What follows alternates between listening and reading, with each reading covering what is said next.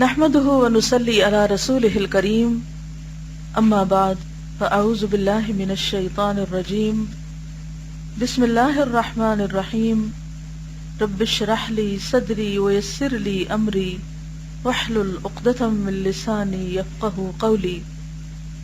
فصل number 43 page 203. پروردگار عالم سے رشتہ منقطع ہو جائے تو کیا ہوتا ہے؟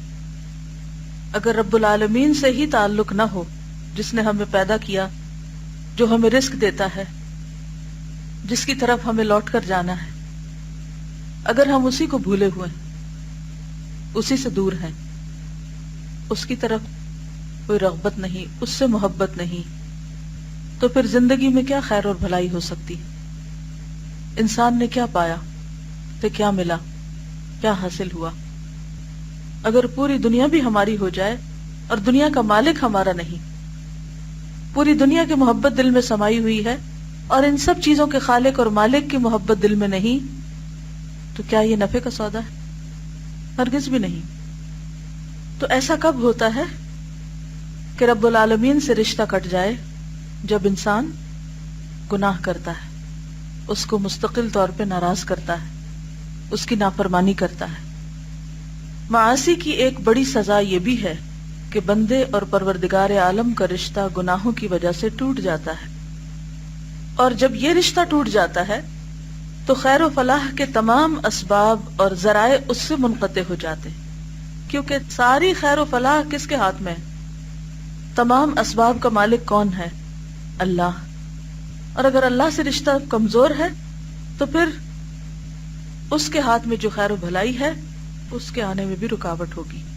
اگر وقتی طور پر وہ اپنی صفت الرحمن اور الرحیم کی وجہ سے گناہوں کے باوجود نوازتا چلا جا رہا ہے تو یہ صرف ایک محدود مدت تک کے لیے، اور ایک وقت آئے گا جب یہ مدت ختم ہو جائے گی، ان ساری نعمتوں سے بھی رشتہ کٹ جائے گا، منقطع ہو جائے گا. اور اس سے بڑی کسی کی بدقسمتی کیا ہو سکتی ہے کہ وہ ہمیشہ کے لیے اللہ کی نعمتوں اور رحمتوں سے محروم ہو جائے. اور جب یہ رشتہ ٹوٹ جاتا ہے تو خیر و فلاح کے تمام اسباب و ذرائع اس سے منقطع ہو جاتے ہیں، اور اس کے لیے فساد اور شر کے اسباب پیدا ہو جاتے ہیں. یعنی دنیا میں بھی انسان مصلح نہیں مفسد بن کے جینے لگتا ہے. وہ اپنے عمل سے دوسروں کو بھی غلط کام کی ترغیب دیتا ہے.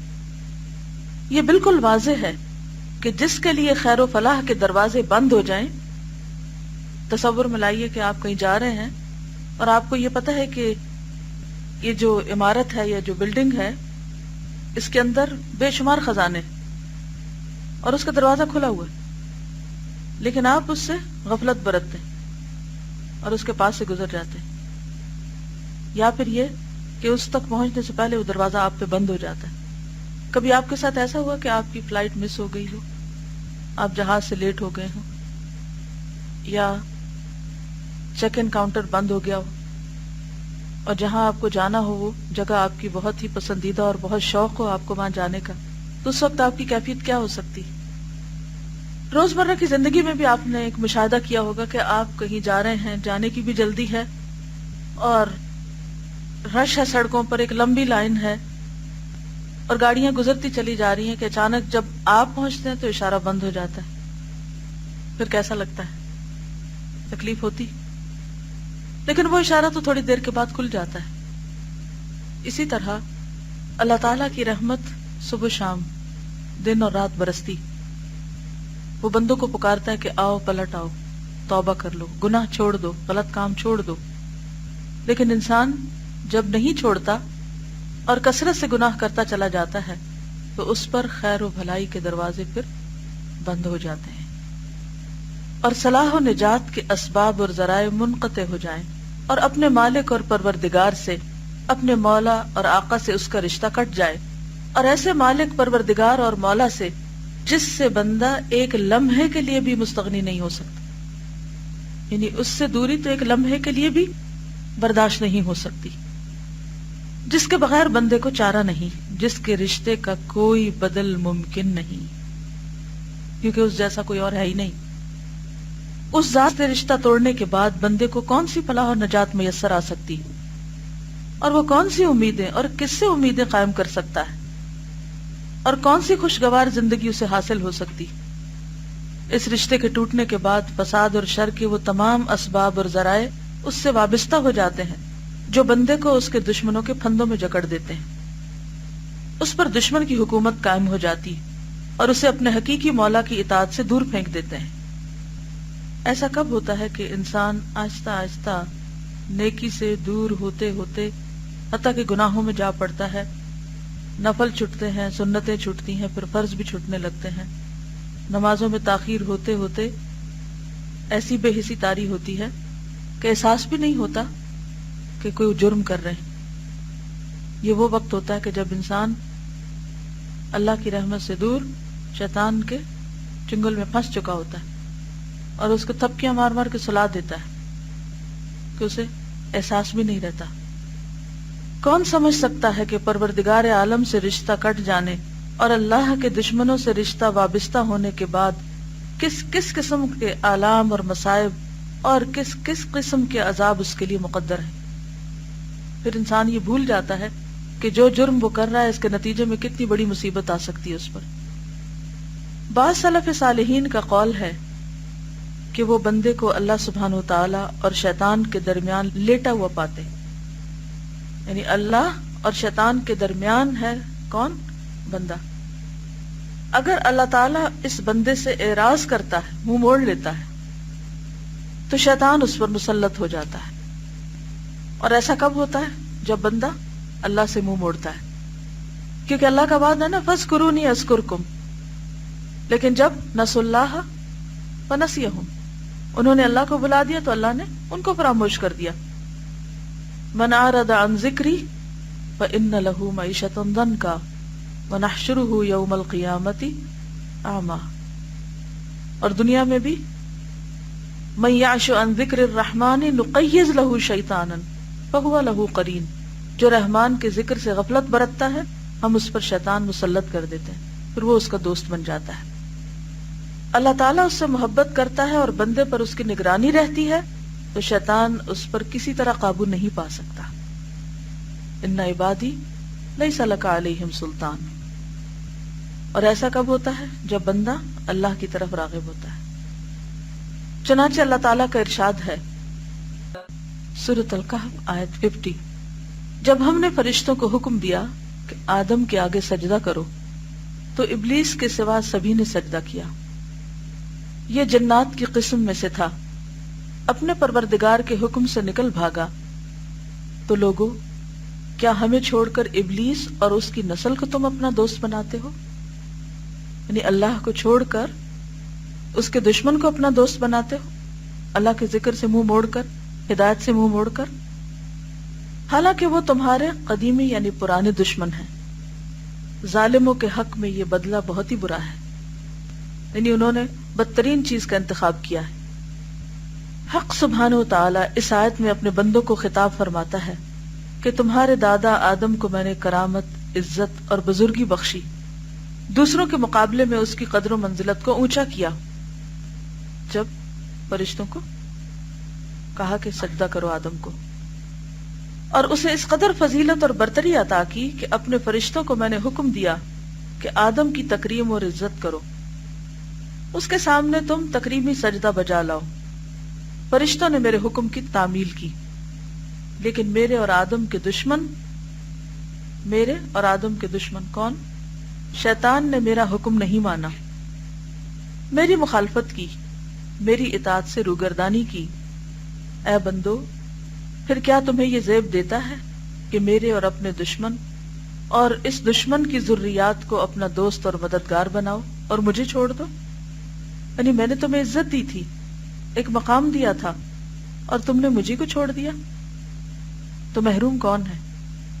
انسان جو منہ موڑے اور میری نافرمانی کرو اور ان کی اطاعت کرو، میری مرضی اور رضامندی کے خلاف ان سے موالات اور دوستی کرو، یعنی تعلق رکھو، موالات، حالانکہ یہ تمہارے سخت ترین دشمن ہیں۔ تو اس شخص سے بڑھ کر احمق کون ہو سکتا ہے جو اپنے دشمن سے دوستی کر لے، یہ جانتے ہوئے بھی کہ وہ اس کا دشمن ہے.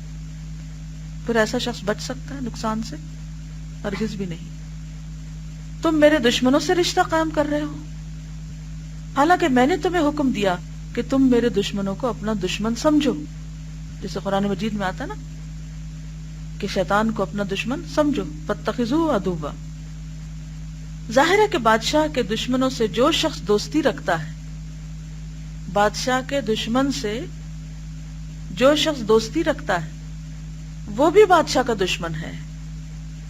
مثلا آپ کی دوست کی دشمن اگر آپ کی دوست بن جائے تو کیا آپ کی دوست رہے گی؟ نہیں. لوگ تو خون کے رشتے بھی کاٹ دیتے ہیں، اپنے بچوں کو بھی دور کر دیتے ہیں اگر وہ ایسے لوگوں سے ملے جن سے ان کی دوستی نہ ہو. مثلا اگر میاں بیوی میں جھگڑا ہو جائے، دونوں آپس میں ایک دوسرے کے دشمن بن جائے تو بیچ میں اولاد پس جاتی ہے نا. بچے اگر ماں کی طرف جاتے ہیں تو باپ ناراض، باپ کی طرف جاتے ہیں تو ماں ناراض. تو یہ سمجھنے کے لیے ایک مثال کافی ہے.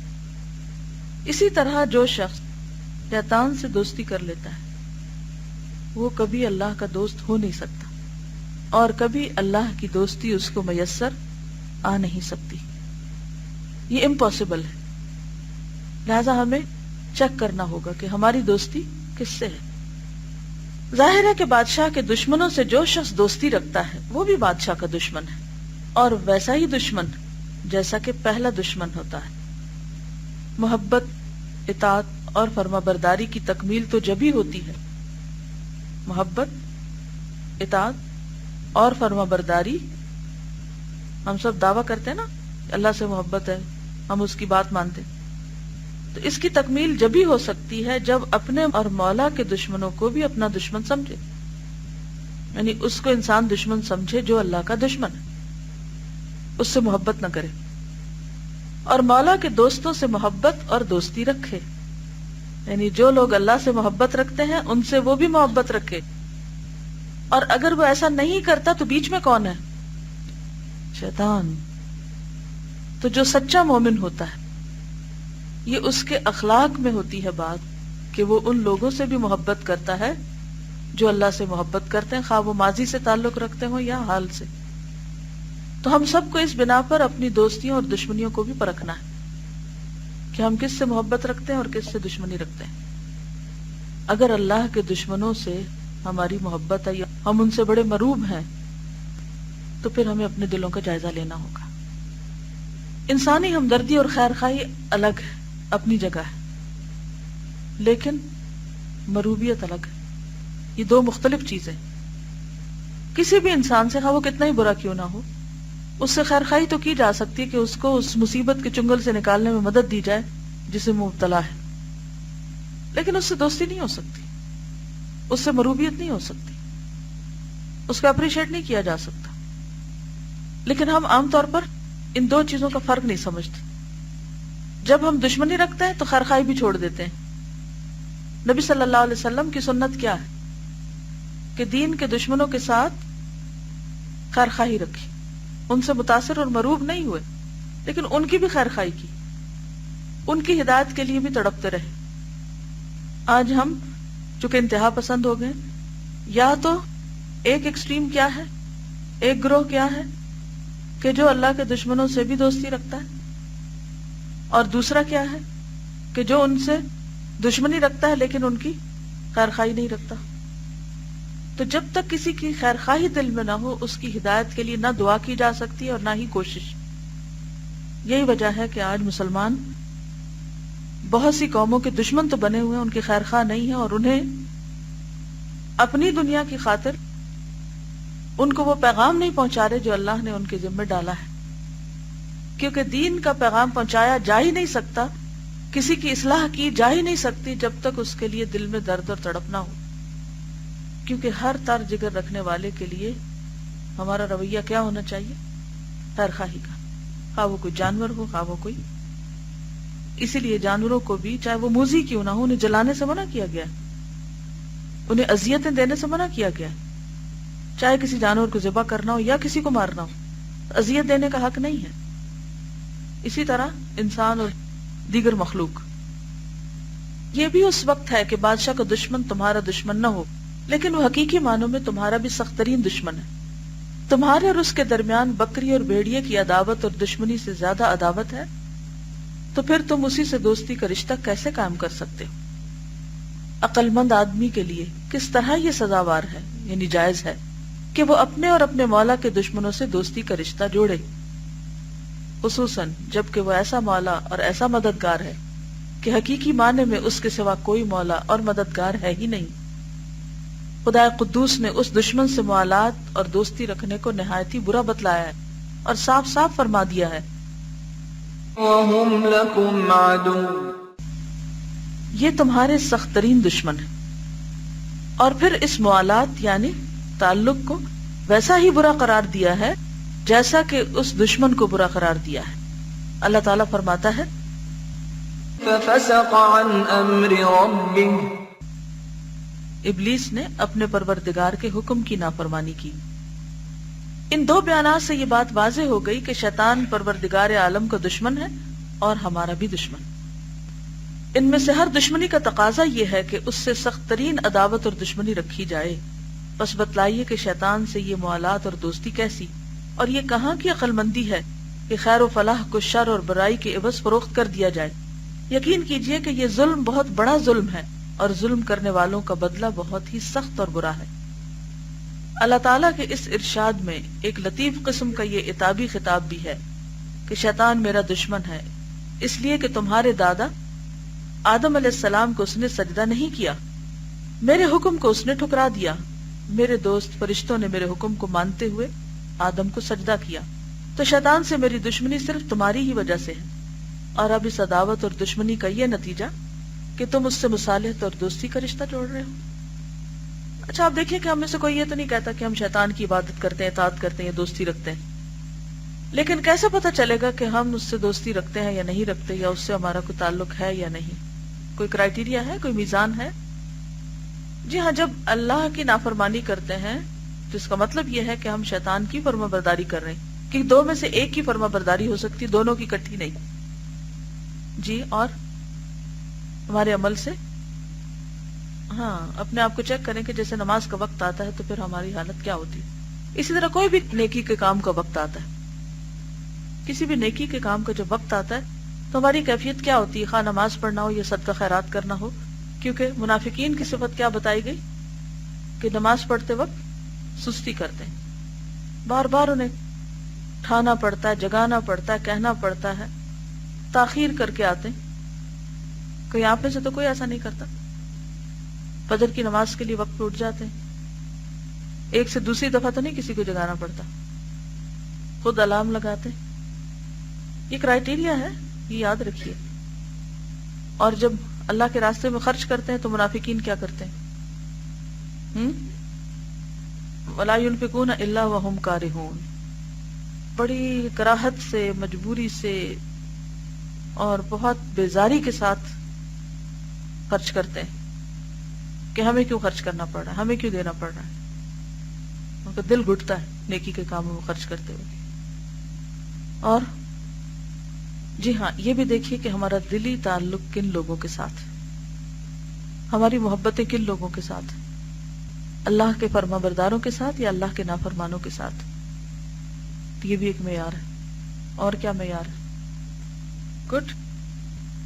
یعنی بعض اوقات تو ہم اس کے ہاتھوں میں اس طرح کھیل رہے ہوتے ہیں کہ ہمیں یاد ہی نہیں رہتا کہ یہ شیطان ہمارے اندر داخل ہو چکا ہے. مثلا دو لوگ آپس میں بات چیت کر رہے تھے، اچھے بھلے کہ بات کرتے کرتے ان کے درمیان جھگڑا شروع ہو گیا، غصہ آ گیا اور وہ کھولنے لگے. تو اب کیا ہوا؟ شیطان داخل ہو گیا اور انہیں پتہ ہی نہیں چلا. تو اس دشمن نے دم نہ لیا جب تک ان دو کے درمیان دشمنی پیدا نہ کر دی، ان دو کے درمیان دل آزاری نہ پیدا کر دی، ان کے دل نہ پھاڑ دیے، ان کے درمیان آپس میں مخالفت نہ کریٹ کر دی. کیونکہ اہل ایمان تو ایسے نہیں ہوتے. اور پھر آپ دیکھیے کہ ایسے لوگوں کو اگر کبھی یہ یاد بھی دلایا جائے نا کہ یہ شیطانی عمل ہے تو بڑے دھڑلے سے کہتے ہیں تم لوگ ہر وقت بس شیطان کو بلیم کرتے رہتے، اپنے آپ کو نہیں دیکھتے. ٹھیک ہے، انسان تو ہے ہی کمزور، انسان غلطی کی طرف مائل ہوتا ہے، لیکن کچھ عمل صریحاً شیطان کی مداخلت ہے اور شیطان کے تسلط سے ہوتے ہیں۔ نفس کا فتنہ اور فتور کیا ہے کہ وہ کمزور ہے اور وہ شیطان کے ہتھے چڑھ گیا اور شیطان نے اس کو اپنے قابو میں کر لیا۔ اب وہ اسی کی مرضی کے مطابق سوچتا ہے، اسی کی مرضی کے مطابق چلتا ہے، اور پھر شیطان نے اس کو یہ بھی سجا دیا کہ میرا نام نہ لینا کہ میں یہ کر رہا ہوں، اور اگر کوئی لے تو اس کو بھی نگیٹ کر دینا، تاکہ پھر تسلی رہے کہ نہیں شیطان وطان تو کوئی نہیں، یہاں ہم خود ہی کر رہے ہیں۔ تو پھر کیا آپ اللہ کے حکم کی فرما برداری سے یہ سب کچھ کر رہے ہیں؟ انہیں یہ بھی بڑی خوش فہمی رہتی ہے نا لوگوں کو کہ فوراً شیطان کی کوئی بات کرے تو اسے نگیٹ کر دیں گے۔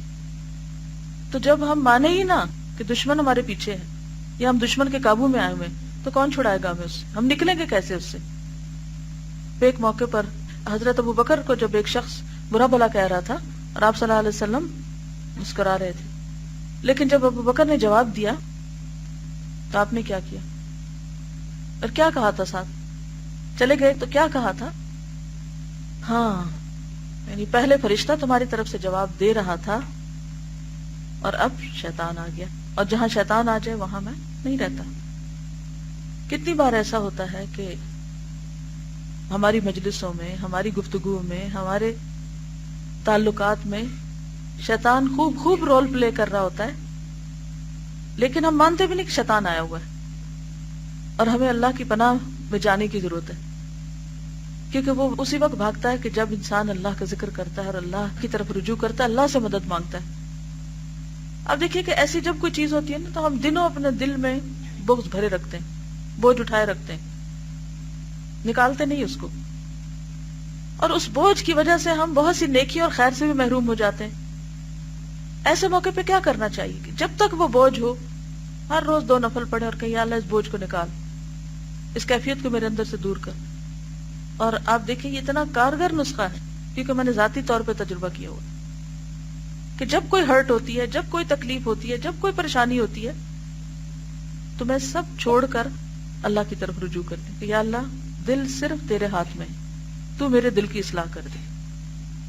میں اس حال میں مرنا چاہتی ہوں کہ میں نفس سے مطمئن نہ ہوں، میرے دل میں کسی کے خلاف کچھ نہ ہو، کہ مجھ سے کوئی خیر اور خیر میں تعاون اور بھلائی کا موقع نہ ہاتھ سے جانے پائے، کیونکہ انسان کسی ایسے شخص کے ساتھ تعاون کر ہی نہیں سکتا، بھلائی کر ہی نہیں سکتا جس کے خلاف اس کے دل میں نفرت ہو۔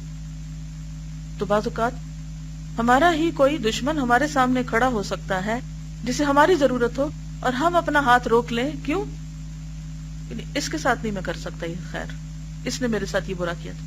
تو آپ کو پتا ہے کہ وہاں نیکی کرنا زیادہ اجر و ثواب کا باعث ہے جہاں انسان کا نفس اور انسان کا دل ساتھ شامل نہ ہو، جو صرف اور صرف اللہ کی رضا کے لیے کری جائے، جس سے آپ کو محبت ہوتی ہے، جو آپ کو اچھا لگتا ہے، جس سے آپ کی چاہت ہوتی ہے، اس کے لیے تو آپ کسی بھی قیمت پہ کوئی خیر کرنا چاہتے ہیں، اپنی جان جوکھوں میں ڈال کے بھی آپ تعاون کرتے ہیں اس سے، اس کے لیے آپ خرچ کریں، اس کو آپ کسی بھی طرح خوش کریں، تو دراصل اپنی خوشی ہوتی ہے نا، اپنی سیٹسفیکشن ہو رہی ہوتی ہے۔ تو اس میں اللہ کی خاطر بھی نام ہم لے لیتے ہیں کہ اللہ کی خاطر ہم فلاں کے ساتھ اچھا کر رہے ہیں، لیکن کچھ نہ کچھ نفس کا حصہ بھی شامل ہو جاتا ہے۔ لیکن ایسے شخص کے ساتھ بھلائی کرنا جو ہمارے ساتھ برائی کرے، ادفع باللتی ہی احسن، یہ صرف اس وقت ہو سکتا ہے جب انسان صرف اللہ کے لیے کرے، اور جو شخص اللہ کے لیے کچھ کرے یہ ہو نہیں سکتا کہ اللہ اس کی قدردانی نہ کرے اور اس کے خیر کو عام نہ کر دے۔ اس لیے اس بات کا سمجھنا بے حد ضروری ہے کہ شیطان کہاں کہاں ہم سے کھیلتا ہے، کہاں کہاں ہماری عبادت کو، ہماری نیکی کو ضائع کرتا ہے۔ مثلا نماز کے وقت آپ دیکھیے کہ شیطان کیسے کھیلتا ہے ہمارے ساتھ، کیا کرتا ہے؟ خیالات، کیسے، کہاں تک؟ اتنی دور تک کہ بھول جائیں پڑھ کیا رہے تھے یا پڑھا کیا، سلام پھیر کے پوچھا کریں آج کیا قرات کی ہے، کیا پڑھا، قرات میں خلل، اور پھر کہتا ہے ہمارا حافظہ کمزور ہو۔ بری باتیں کو بھولنے کے لیے تو کوئی حافظہ کمزور نہیں ہوا ابھی تک، کسی کی برائی کو تو ہم نہیں بھلا سکتے، وہاں ہمارا حافظہ 100% پرفیکٹ ہے، لیکن جہاں اللہ کا ذکر ہے تو وہاں حافظہ کمزور ہو گیا، بھول گئے کہ شیطان نے خلل اندازی کی تھی۔ اور کہاں داخل ہوتا ہے؟ تو قرآن و سنت سے دلیل لائیے، کہاں کہاں شیطان آتا ہے؟ کھانے میں آتا ہے کہ نہیں؟ کب؟ اور کتنی دفعہ کیا کرتے ہیں ہم، کبھی دلچسپ مشاہدہ کر سکتے ہیں کسی دعوت میں بیٹھ کر، صرف جس وقت لوگ پہلا لقمہ ڈال رہے ہوں کیا ان کے لب ہلتے ہیں؟ مجھے نہیں سمجھ آتی کہ بسم اللہ بات تو نکلتی ہی لبوں سے ہے، یہ لب ہلے بغیر کیسے ادا ہو سکتی؟ کہیں بسم اللہ اور لب نہ ہلائیں ذرا. اور پھر کیا ہوتا ہے، شیطان ساتھ شریک ہوتا ہے اور وہ ساتھ کھاتا ہے، لیکن ہمیں ایمان تھوڑی ہے اس بات پہ، کہتے پتہ نہیں ایسے ہی بات کہہ دی گئی. اور جب گھر میں داخل ہوتے ہیں بسم اللہ نہیں پڑھتے تو بھی داخل ہو جاتے. جی ہاں، یہ چھوٹی چھوٹی چیزیں ہیں، اور ان سنتوں کا بھی ہم مذاق اڑاتے ہیں. شیطان نے ہمیں اتنا ہم پہ قابو کیا ہوا ہے کہ اگر کوئی اس کی بات کرے تو ہم کہتے کیا دقیانوسی خیالات ہیں اس کو تو ہر وقت سنت کے سوا کچھ سوچتا ہی نہیں. جی آپ، جی بالکل، اولاد میں شریک ہوتا ہے، مال میں شریک ہوتا ہے. وَإِخْوَانُهُمْ يَمُدُّونَهُمْ فِي الْغَيِّ ثُمَّ لَا يُقْصِرُونَ، کہ ان کے دوست جو ہیں، ان کے بھائی جو ہیں، وہ ان کو کھینچتے ہیں گمراہی کی طرف اور پھر کوئی کمی نہیں کرتے. کیونکہ انسان عام طور پر جب مثبت سوچنے بھی لگتا ہے تو عموماً اس کو منفی کون کرتا ہے؟ اس کی سوچوں کو. نیکی سے کون روکتا ہے؟ فرینڈز. کون سے فرینڈز؟ جن پہ خود شیطان مسلط ہوتا ہے، وہ شیطانی اثر سے سوچ رہے ہوتے ہیں اور ہم سمجھتے ہیں یہ ہمارے لیے سب سے بڑے خیر خواہ. اس وقت اگر کسی شخص کو برہان یا فرقان مل جائے یہ اللہ کی بہت بڑی نعمت، اور یہ صرف اس کو مل سکتی ہے جو اللہ کے لیے خالص ہو جائے. پھر اللہ تعالیٰ اس کو پھسلنے نہیں دیتا، پھر اس انسان کو شیطان یا شیطان کے چیلوں کے ہاتھ نہیں جانے دیتا، اس کو پروٹیکٹ کرتا ہے. جی آپ فرمائیے. گڈ، اسراف کرنے والے، فضول خرچی کرنے والے. جب کبھی بازار جائیں، جب کبھی شاپنگ کریں، ضرور سوچیں کہ جو کچھ میں خرید رہی ہوں کیا اس کی ضرورت ہے مجھے؟ کیونکہ کچھ لوگوں کے لیے شاپنگ ایک ڈیزیز کی طرح ہے، بغیر ضرورت خریدتے ہیں اور ضرورت سے زائد قیمتی چیز خریدتے ہیں. لیکن معمولی میں گزارا ہو سکتا ہے تو صرف دکھاوے کے لیے ایکسٹراویگنٹ. جی بالکل، کیونکہ اخوانہم یمدونہم فی الغی، وہ تو مسلسل اسٹرگل کرتا رہتا ہے. یہ تھوڑی ہے کہ ہم ایک دفعہ قرآن پڑھ لیں تو وہ ہمیں چھوڑ دے کہ اب تو بس یہ میرے ہاتھ سے گئے، تو آخر تک لگا رہتا ہے. جی جی، نیکی کے چھوٹے چھوٹے کاموں کو رکوا دیتا ہے. دیکھیے، شیطان سے بچنے کے لیے کوئی پناہ چاہیے، اور وہ کیا ہے؟ اللہ کی ذات، اللہ کا ذکر، اللہ کی طرف رجوع، اللہ سے مدد مانگنا، اللہ سے حفاظت طلب کرنا. اوکے، سبحانک اللہم و بحمدک، نشہد ان لا الہ الا انت، نستغفرک و نتوب الیک. السلام علیکم و رحمۃ اللہ وبرکاتہ.